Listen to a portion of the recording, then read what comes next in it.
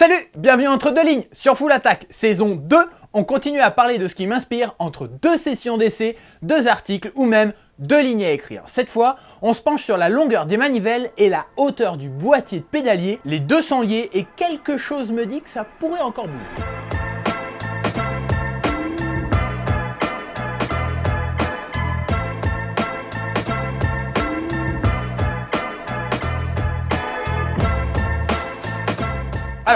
Pourquoi parler de la longueur des manivelles et de la hauteur du boîtier de pédalier? Tout simplement parce que ce sont deux notions qui découlent des analyses vidéo qu'on a publiées sur Full Attack il y a quelques temps. Vous avez vu celle qui explique à quel point rouler manivelle à l'horizontale, jambes tendues, c'est tendance? On pourrait même parler d'une forme de pilotage moderne en opposition à la technique plus classique du pied extérieur en bas. Bref, je ne vais pas vous refaire la démonstration, mais forcément, quelque part, si cette manière de piloter doit continuer à se répandre, le matos va devoir suivre. Et vous savez ce que j'ai mis en évidence il y a quelques temps à l'essai sur Full Attack? Que plus la position du pilote sur le vélo est redressée, plus c'est facile de piloter jambes tendues, le poids est plus naturellement dessus, le regard porte plus loin. Et comment on fait pour avoir une position plus redressée? En phase de pilotage, on a deux points de contact avec le vélo. Le cintre et les pédales. Donc pour redresser la position, c'est sur ces deux points qu'on peut jouer. On peut rehausser le premier, abaisser le second et ou jouer sur la distance qui les sépare, reach et stack, les fameux. Donc dans tout ça, la hauteur du boîtier de pédalier a son importance. D'ailleurs, au-delà de la position, c'est aussi l'endroit où se situe le boîtier qui semble avoir de l'importance. Quand on appuie dessus, plus il est bas, plus il me semble que le vélo peut avoir tendance à prendre du grip et ou transformer l'appui en vitesse vers l'avant. Bref, encore une fois, ça paraît tout bénef.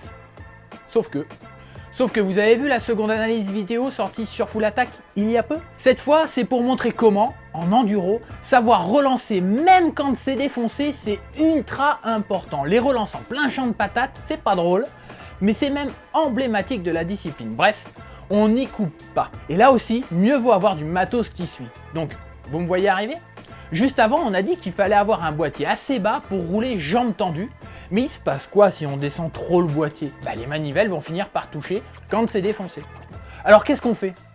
Eh bien, une des solutions, ce serait de raccourcir les manivelles. Et oui, manivelles plus courtes, on peut descendre un peu plus le boîtier avant qu'elle touche.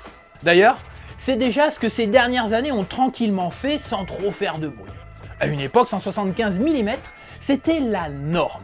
Et puis finalement, on a vu des boîtiers descendre un peu et des manivelles se raccourcir. Désormais, 170 mm, c'est plus courant. J'en vois régulièrement sur les vélos d'essai. La question, c'est est-ce qu'on va aller plus loin? Depuis quelques temps, on trouve des manivelles en 165 mm, bien aidées par le développement des VTT-AE qui veulent pédaler tout le temps eux aussi. Et même sur le marché Gravity, certaines marques ont sorti leurs produits phares en version plus courte. Hope, par exemple, a sorti ses manivelles Evo en 155 mm. Vous avez eu l'occasion de lire l'argumentaire? C'est intéressant. Le raisonnement porte sur la position des pieds et des hanches que procurent des manivelles plus courtes. Les pieds moins décalés avant-arrière, ça permettrait aux hanches d'être moins décalées, plus face à la piste, ou du moins d'avoir une mobilité plus intéressante autour de la position. On parle même d'une position plus neutre qui offrirait une capacité à se mouvoir, se positionner plus intéressante. Et tiens, qui dit position plus neutre, plus facile de se mouvoir, moins fatigante, ça vous rappelle rien? On est une fois de plus en plein dans l'intérêt de rouler jambes tendues, manivelle à l'horizontale, technique de pump track, etc., etc. On reboucle la boucle. Enfin presque. On la reboucle totalement quand on fait aussi allusion au maintien, autre notion évoquée dans nos vidéos il y a peu. Et oui, parce qu'on a parlé hauteur de boîtier, mais en dynamique, quand on roule, ce boîtier descend plus ou moins en fonction du maintien que la suspension arrière procure. Bref, on a dépassé les 3 minutes qu'on s'était fixé, mais je pense qu'on apporte quelque chose de plus et d'intéressant dans ce dont on parle depuis quelques temps sur Full Attack. Rouler manivelle à l'horizontale, jambes tendues, technique de pump track et pédaler quand c'est défoncé, c'est ça le pilotage enduro moderne. Et ça peut passer par une certaine réflexion sur la longueur des manivelles. Une réflexion qui doit se faire en tenant compte des autres paramètres qui y sont liés. Hauteur de boîtier, maintien et même effet de chaîne, parce que rouler des manivelles 10 mm plus courts, ça pourrait exiger de rouler des plateaux 2 dents plus petits. Bref, ça va pas se faire tout seul. Je suis pas en train de dire qu'on doit tous passer à 155 mm et puis basta. Ce serait aller un peu vite en besogne. Je dis juste qu'on a là, peut-être, Un sujet de travail de développement intéressant et que certains vont peut-être s'en saisir pour faire évoluer les choses. Pour l'instant, on est autour de 170-175 mm aux manivelles, avec une certaine hauteur de boîtier, certains diamètres de plateau et certaines valeurs de cinématique. Mais peut-être qu'il y a d'autres compromis à trouver. Bon, l'avenir nous le dira.